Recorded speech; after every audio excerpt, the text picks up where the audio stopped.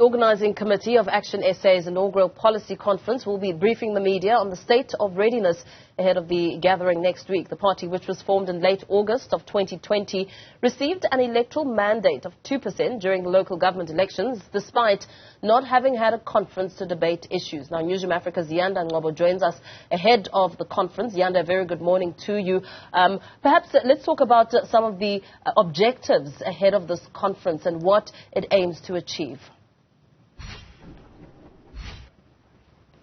Well, Paul, we know that ActionSA will be putting forward 11 policy proposals up for debate during that conference next week, the inaugural policy conference of ActionSA since it was formed almost 3 years ago now. Let's bring in the national chairperson of the party, Ngcobo, because, I mean, you managed to actually get an electoral mandate without having had such a gathering. What's it taken for you to get to this point where you're now debating issues ranging from climate change, energy security, right through to foreign affairs?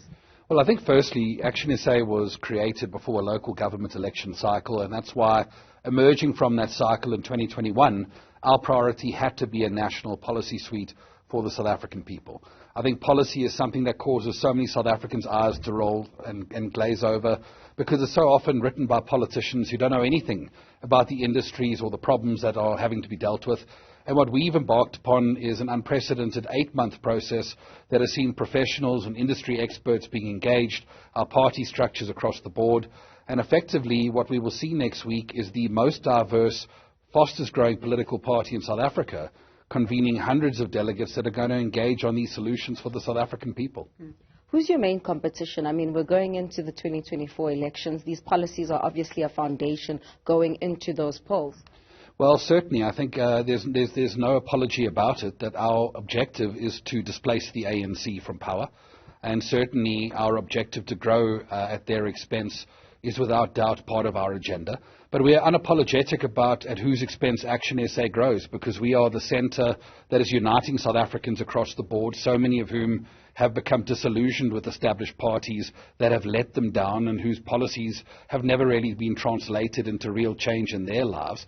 But certainly I think we also want to make major inroads into South Africans who've given up on the electoral process. There's 27 million people in that category that aren't inspired by the political parties that have been on display before, and we want to inspire them.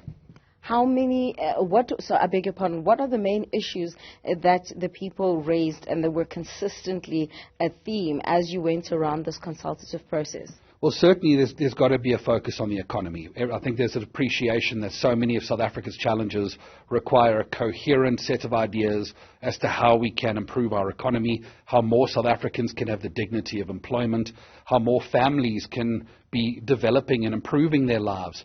And certainly that has to be a major focal point from our point of view. I think certainly there's a number of key pressure points in our country. If you look at black economic empowerment as a policy, the need for an alternative in that regard is something that ActionSA has invested very heavily in. And we're excited that we're going to be the first party to really lay down an alternative in that particular regard. But energy is another pressing challenge. South Africans sit with stage 6 load shedding. These are all things that we're going to be tackling. And we're going to do so bravely and boldly and unapologetically, because South Africa is in a position right now where it needs decisive leadership and not the indecisive commissions of inquiry that have characterized the leadership of South Africa for so many years now. 14 million young people are not registered to vote. What makes you attractive to the youth to be able to dismantle the ANC? Well, I think there's so many things. I think firstly, we are new.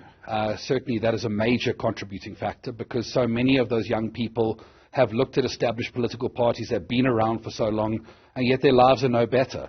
And ultimately the answers must lie elsewhere. And I don't think young people... Well, we do, actually. We have an established record of Herman Mashaba's mayoralty in Johannesburg, Athol Trollip in Nelson Mandela Bay. We've had members of the mayoral committee in these local government spheres. But most importantly, we've come out of an election cycle where we've established as a major political player. We contested only 6 municipalities out of 278, and yet we came 6th in the country. Next year we contest all 9 provinces, every one of those 278 municipalities, and what we offer young people is a political home of consequence. Michael Beaumont is the national chairperson for Action SA.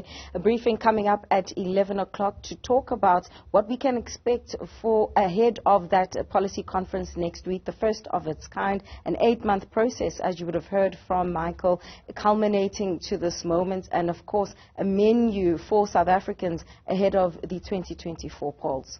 Ziyanda and Ngcobo, let's leave it there for now as we look ahead to that conference set to get underway throughout the course of this morning.